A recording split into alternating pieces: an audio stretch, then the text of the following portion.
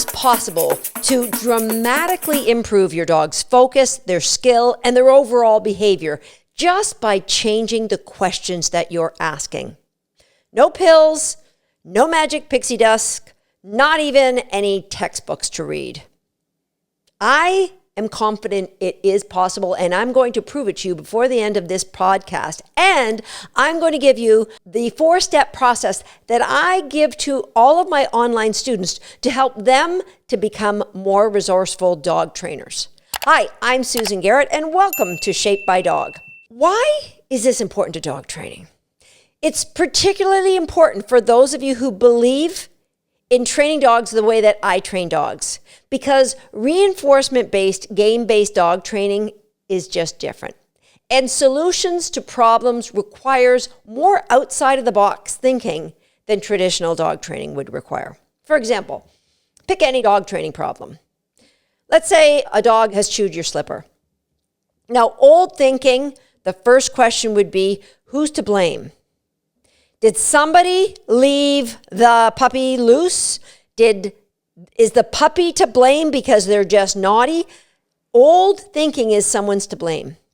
Outside of the box, new thinking is, how can I alter my puppy's motivation so they do not see the value in chewing a slipper or whatever it is that your dog training problem is?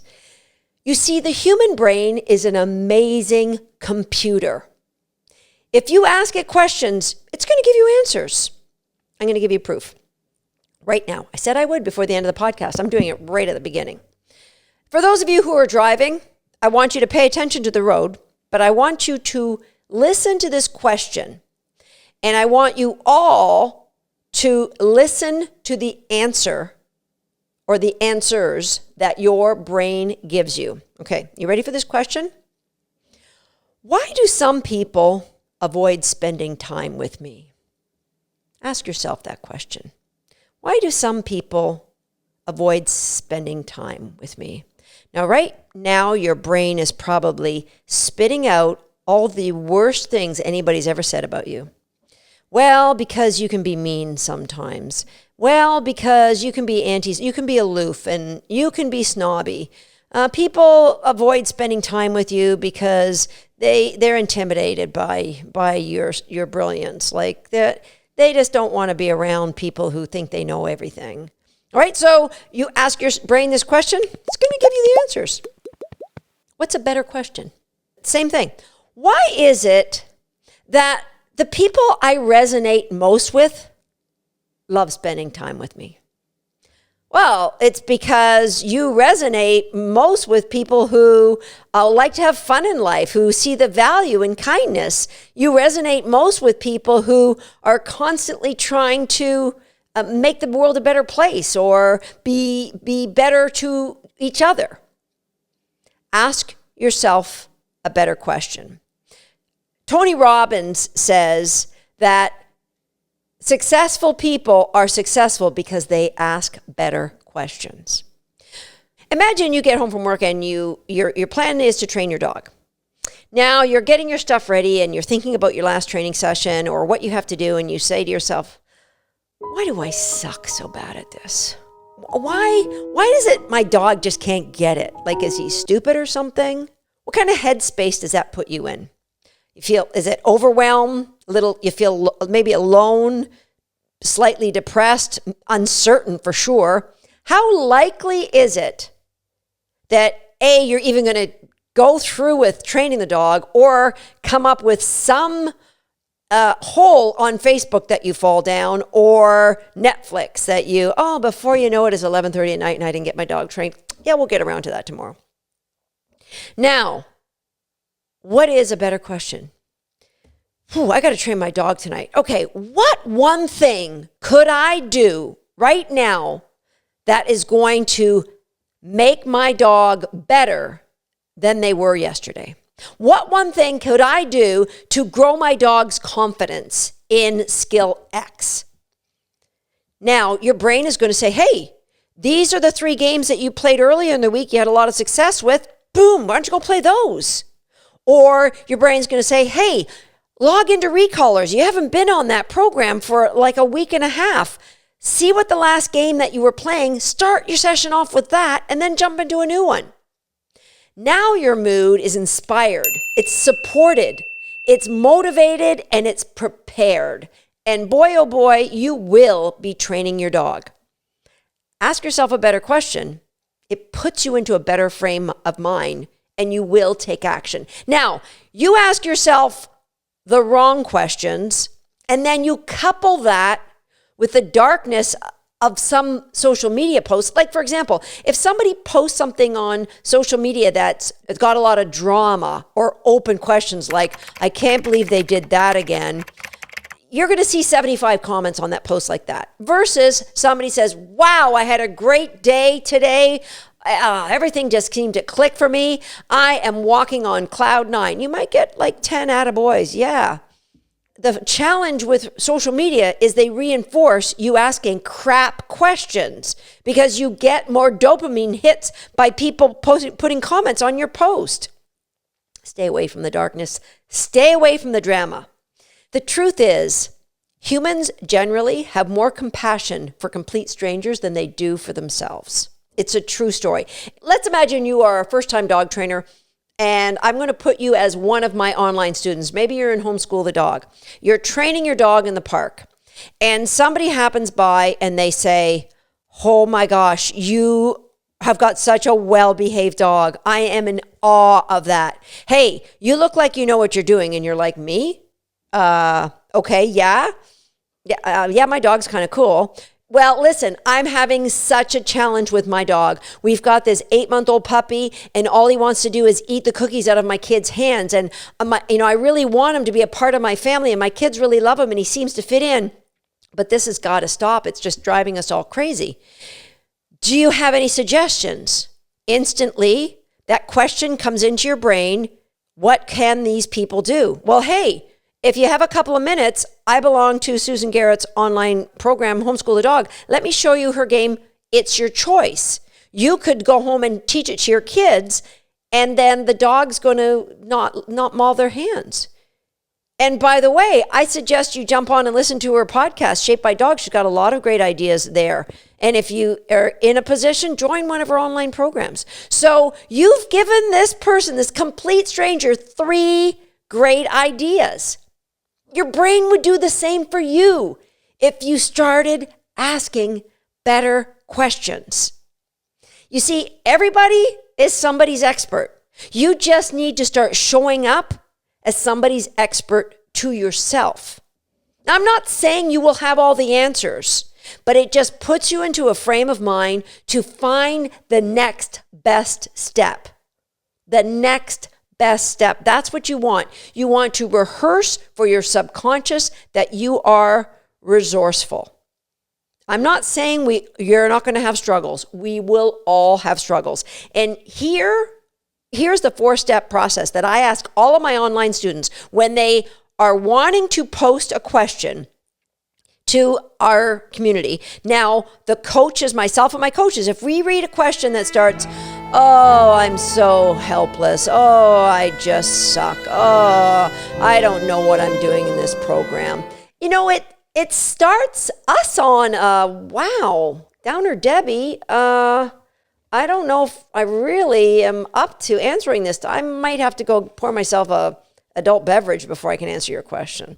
Right? So here is the 4-step process I encourage all of our online students to use when they're posting a question in any of our programs.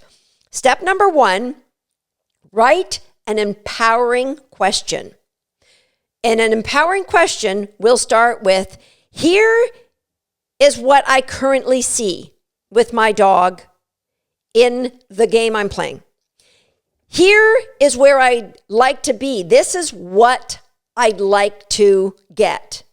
I'm looking for what would be the next best thing I should do. That's step number 1. Write out the empowering question as if I'm describing what I've got, I'm describing what I want, and I want help with what would be the next best thing to do, or what could help change what I've got to what I want.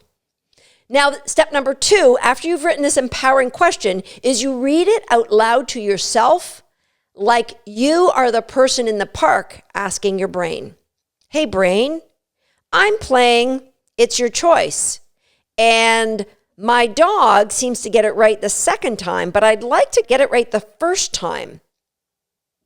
What do you think is the best thing I could do to make that happen? And then your brain's going to give you a bunch of great ideas. Write them down. And step number 3 is you might then do a keyword search on our classroom in Homeschool the Dog, if that's the one you're in, or a Recallers, or wherever you are. Write a keyword, and you could even go to the podcast here and do a keyword search there, or the blog, if you really want to be thorough, and get ideas to add to the ones your brain gave you. So now you've got a collection of ideas. I want you to write a plan. This is what I want. And this is step number 4. You're going to write your own training plan. It might only be 2 or 3 lines. And then you post that to the coaches in an empowering statement. Here's what I've got. Here's what I want. Here's what I was thinking I'm going to try. I'd love for you to give me some feedback if you think I'm on the right track. Now that is an empowering question. You follow that 4-step process. You write that empowering question, whether you are on one of my online programs or you're just a student who is listening to everything you can from my podcast. What you are doing, you are rehearsing for your subconscious that you are a resourceful dog owner, that you are every day you are adding to that confidence so that you do become that inspired, motivated, prepared, and supported person when you're training your dog. There's a great book by Susan Scott called Fierce Conversations. And she says in that book, one of the opening chapters says, the conversation is the relationship. So we're creating conversations with our dogs through these questions. That conversation is the relationship. These questions that you ask, it's not just helping to shape who you are. It's shaping your dog. It's shaping your family. You ask a question, let's say you're trying to get support or help from a family member. You're trying to train your dog in Susan Garrett's program, and they're just letting the dog out the door. They're not asking for a sit. They don't do crate games. Now, you could say to them, why does it seem you're purposely sabotaging my training? Or why can't you help? Or why can't you see that the dog needs help? And those kind of questions, your partner or your adolescent kids are going to say, why does it seem like I'm sabotaging? Maybe I am. Why don't I feel like helping? Well, because I got this, and this on the go. Why do I not want to help with the dog? Yeah, it's your deal. I'm not interested. These are not empowering questions. You know, an empowering question to try and get a family member on board might be something like, hey, do you have a minute? I'm playing this game in this online program, and I would like to teach it to somebody, because what Susan Garrett says is, once I think I've learned it, if I can teach it, that will really help solidify the learning. Could I try and teach it to you and then you play it with the dog? Or, do you have a minute?